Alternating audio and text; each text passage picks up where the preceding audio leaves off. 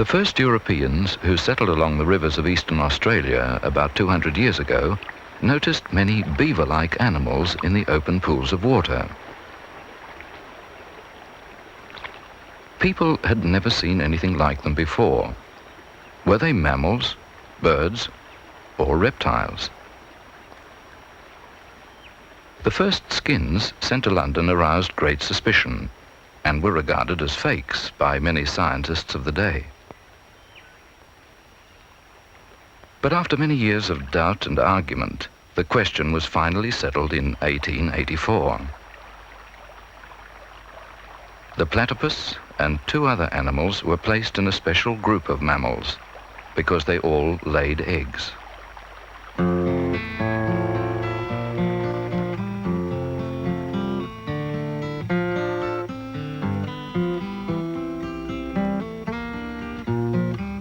Scientists today classify the world of mammals into 3 main orders or groups, based on the method of reproduction.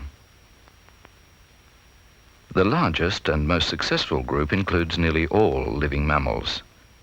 They're called placentals because they nurture the fetus in the womb by means of a placenta. In this group, we find animals like cats, dogs, seals, giraffes, elephants, beavers, and humans. All these animals have hair on their bodies, are warm-blooded, and feed their young on milk. A smaller group of mammals are the marsupials. Here we find kangaroos, koalas, wombats, and possums. They also have hair on their bodies, are warm-blooded, and feed their young on milk. But the young of marsupials are born at a very early stage of development before climbing into a pouch on the female's body. The third group of mammals is a very small one, just 3 species. These are the monotremes, the egg-laying mammals. Here we find the platypus and 2 species of echidna, also called spiny anteaters. They are very different from all other mammals because they lay eggs. But they still have hair on their bodies, still feed their young on milk, and they're also warm-blooded. Although monotremes lay eggs like reptiles, they shouldn't be thought of as representing an early stage in mammal evolution. For we now know that the 3 groups of mammals all developed separately from the same ancestors starting about 200 million years ago. All 3 groups evolved quite independently, although they do have many things in common. We still don't know a lot about the very early mammals, and there are several theories on how each of the 3 groups developed, particularly the monotremes. First, let's look at the echidna family. This is the short-beaked echidna, or spiny anteater. It's fairly common and found all over the Australian mainland. It has hair over most of its body, as well as many long, sharp spines. The spines are not poisonous, but they are very sharp. There are no spines on the underside, and the hair is a lot thinner. The word monotreme means one whole and refers to the single opening used for both reproduction and excretion of body wastes. While this is an accurate description of these egg-laying mammals, it's not exclusive, for marsupials also have only one opening. The short, powerful legs and pointed snout are specially adapted for digging into the nests of ants, their main source of food.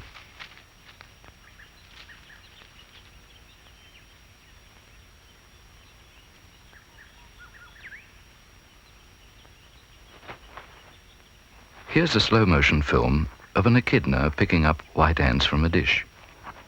See how the ants stick to the tongue.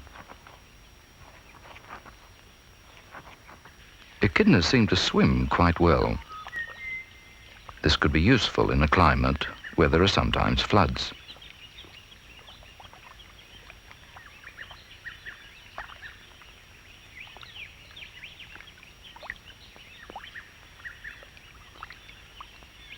There's no doubt that echidnas look a little bit like hedgehogs and porcupines, but they are not closely related to either of those animals in any way. Hedgehogs and porcupines are both placental mammals.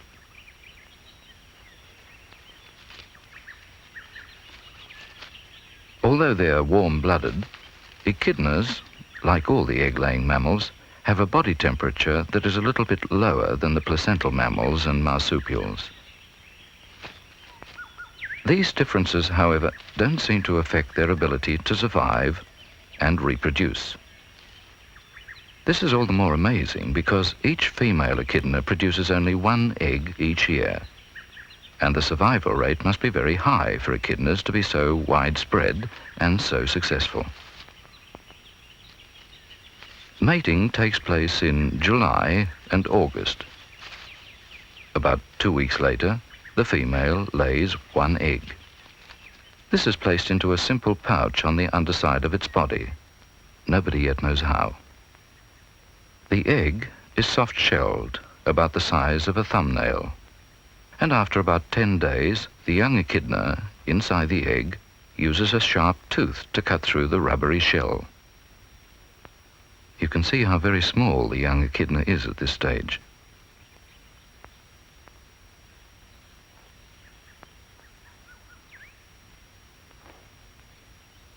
Inside the pouch, the young finds one of the milk patches to feed itself. There's a mammary gland on each side of the pouch, but no nipples. The milk comes through several pores in the skin. You can see the milk inside this baby echidna. The female echidna carries the young around with her for the next 2 months as she forages for ants and termites.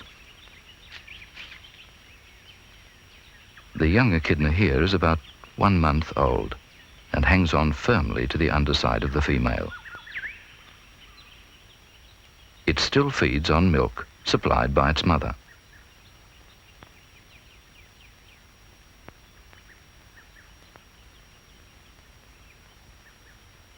Later on, the female leaves the young in a den or burrow, for by now the young has started to grow short spines and would be too large and prickly to carry about. This young echidna is about 2.5 months old.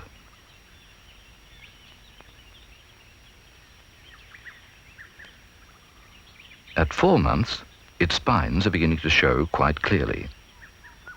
Notice the powerful feet and claws. Not until it's nearly 1 year old will the young leave its mother to lead a life of its own.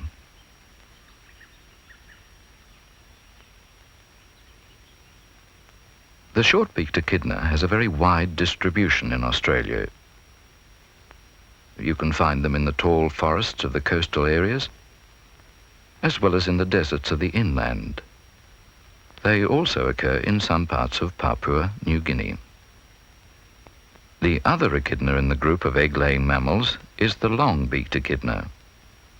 This animal is found only in the humid mountain forests of Papua New Guinea and West Irian.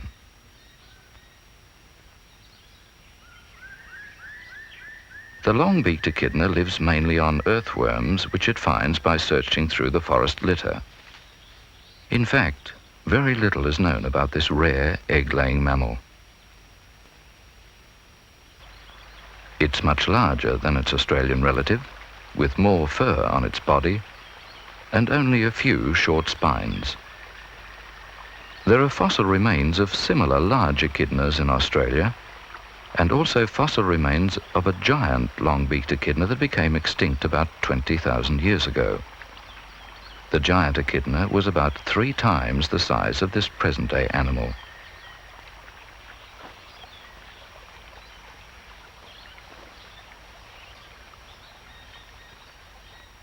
Now, the platypus.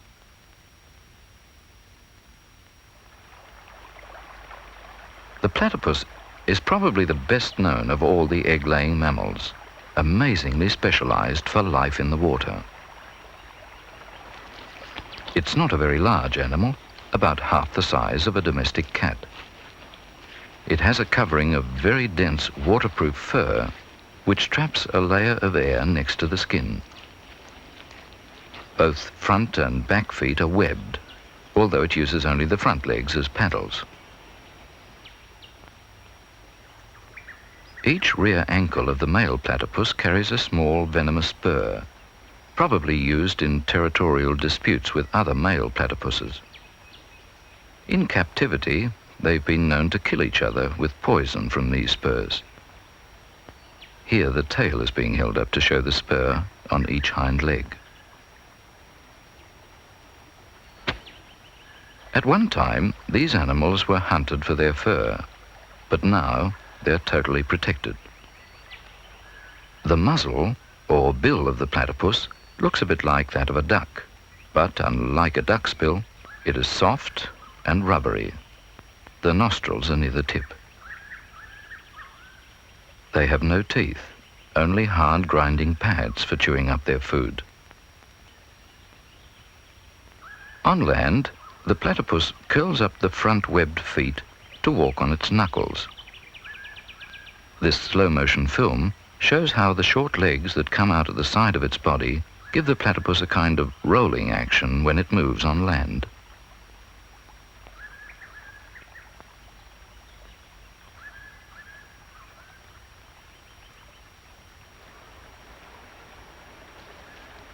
But its real home is in the water.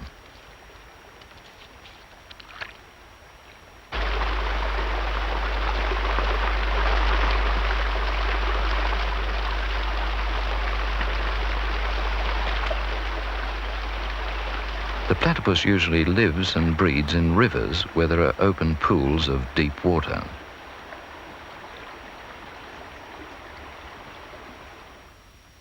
Platypuses can be found in most of the creeks and rivers that flow from the Great Dividing Range in eastern Australia.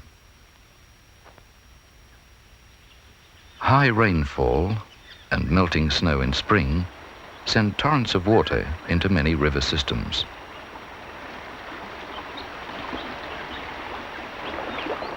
In most of these places, the platypus is fairly common, but sometimes difficult to see in the dark, swirling water.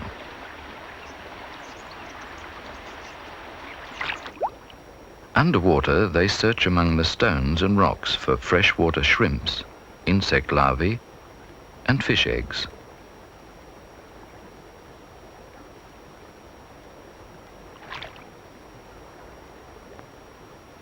The soft rubbery muzzle is crammed with very sensitive nerve endings. When it's underwater, the platypus usually closes its eyes and relies mostly on the sense of touch in its muzzle. As platypuses often feed in water that's not very clear, or at night when it's dark, it's easy to understand why they don't rely on vision to find their way about, or when they hunt for food.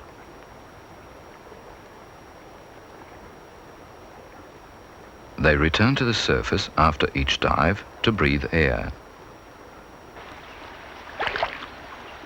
They can stay underwater for as long as 3 minutes, but usually each dive lasts only about 1 minute. The white patches that you can see are actually areas of light-colored fur below the groove which contains the eyes and ears. This groove closes when the platypus dives. The platypus uses only its front legs for swimming. The back legs act as rudders, and the tail is used as a kind of balance. The front legs are more fully webbed than the back legs.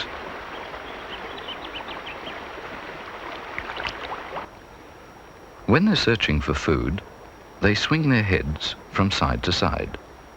It's been suggested that they can sense the movement of water reflected from objects around them.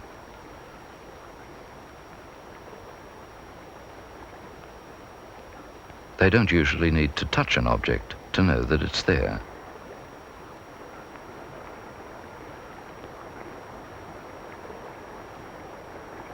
When it's not in the water feeding, the platypus spends its time in a short burrow dug in the riverbank. In spring, Male and female platypuses come together for breeding. Mating probably takes place in the water, but it's never been observed.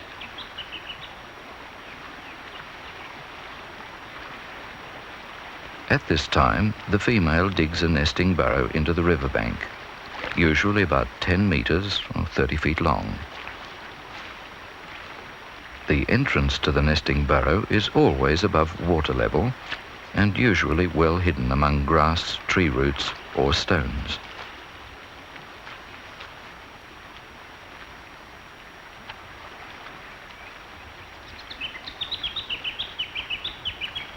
There are many twists and turns in this burrow, and sometimes more than one entrance.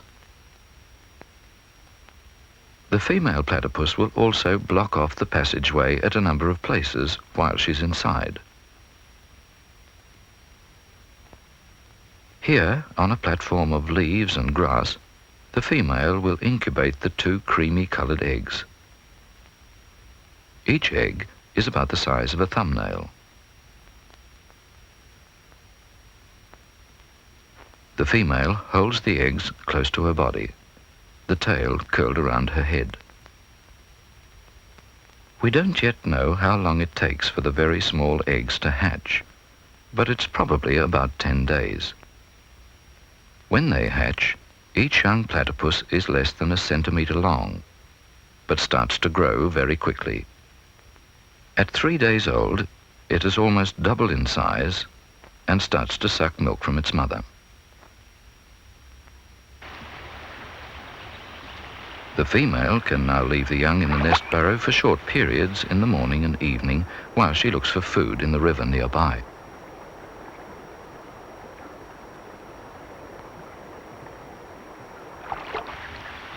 There may be several well-hidden nesting burrows along any stretch of river with open pools of water. The female has to block and unblock the burrow every time she leaves it or returns. So that they can cope with the depleted air in their burrow system, platypuses have evolved rather special blood, with a very large number of oxygen-carrying cells. This type of blood may also be useful for extended underwater dives.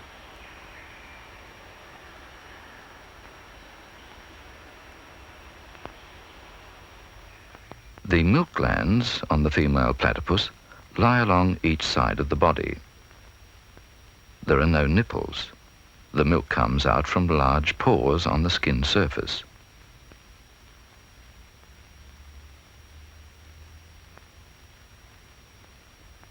Now the young platypus is 7 days old. It's nearly 4 centimeters long, or about 1.5 inches, and growing quickly. At 6 weeks, it's about 12 centimeters long, nearly 5 inches, but still blind and without fur. It's now about 2 months old, and the fur has started to grow. Its eyes won't open for about another week or 2, but even at this age, it's not very large. The young platypus first leaves the burrow when it's about 3.5 months old. At this stage, it's not as large as its parents, but soon begins to catch food on the river bottom. Most of the time, platypuses eat insect larvae and worms, but sometimes they manage to catch small freshwater shrimps.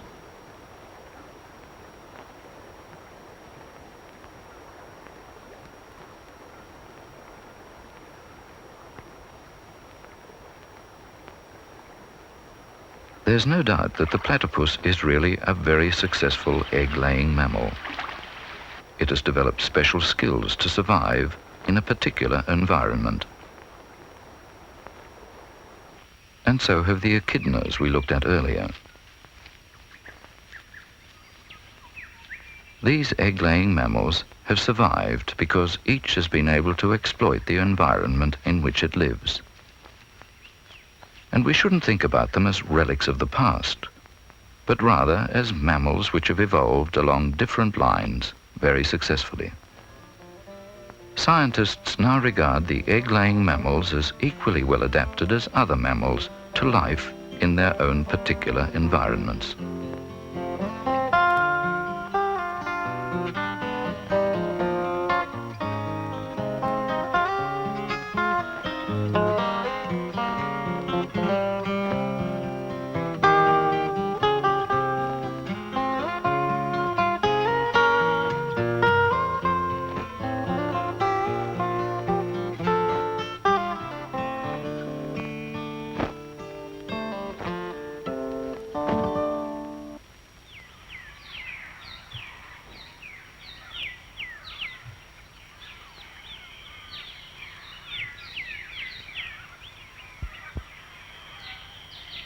In the hot, dry center of the Australian continent, eucalypt trees usually mean the presence of a waterhole.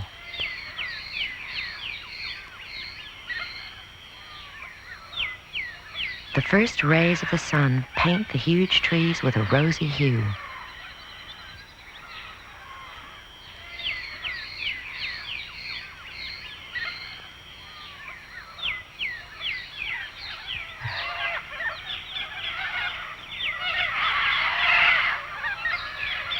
From dawn to dusk, nature weaves its mysteries in this solitary oasis.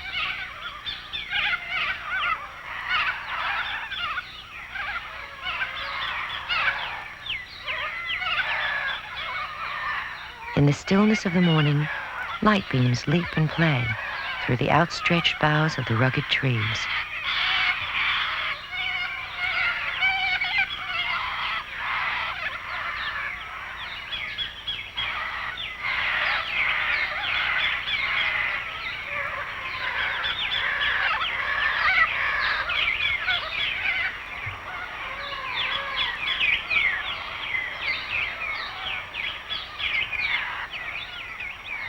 The first parrots come to drink at the waterhole.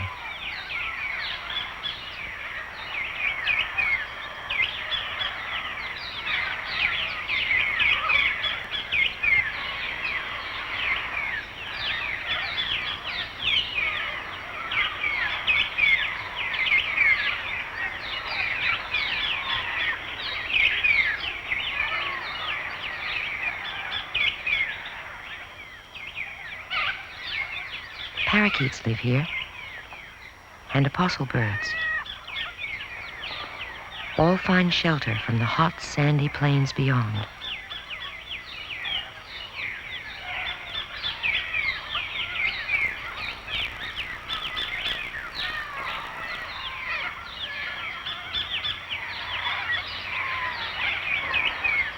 Cockatiels abound.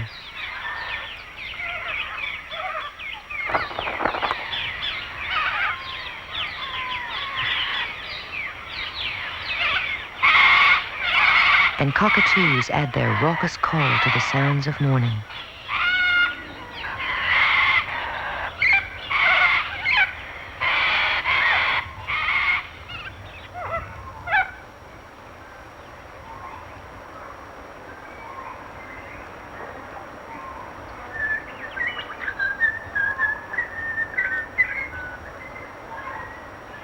Like an artist's brush, nature paints with light and shade.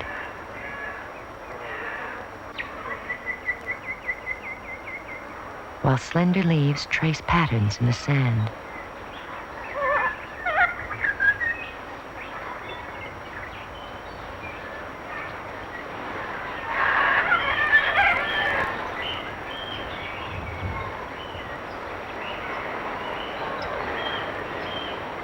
As the day advances, hot winds invade this sheltered place.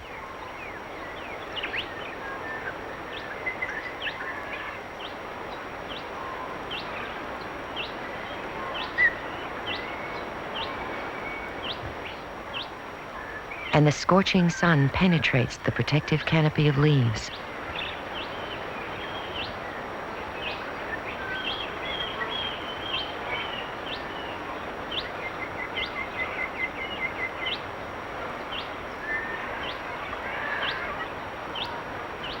But the ancient trees have withstood many a day's heat.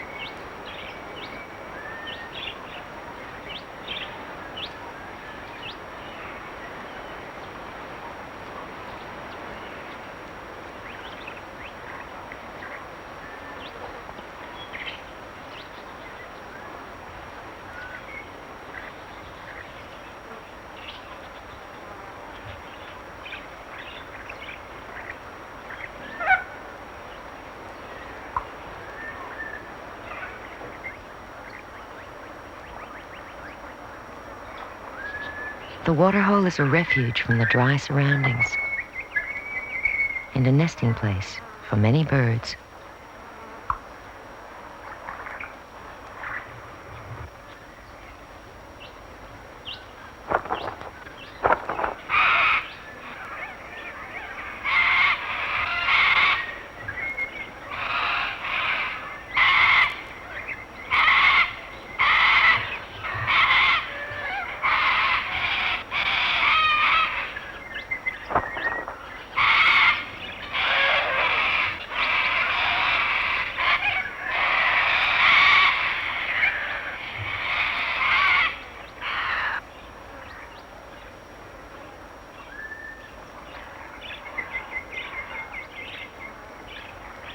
The intense heat of the afternoon sends more creatures towards the waterhole and its cool, refreshing water.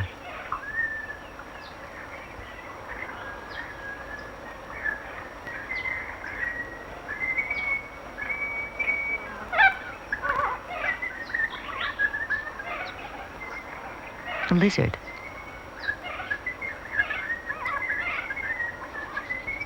And crested pigeons.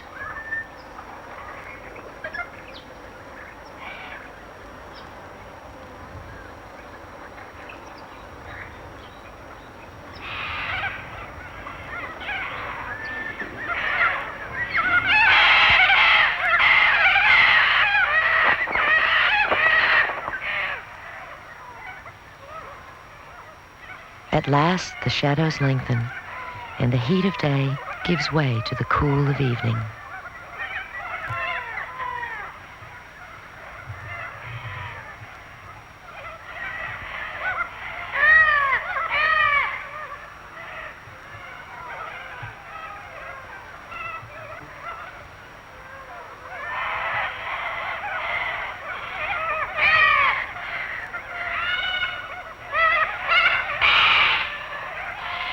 With evening comes peace and rest.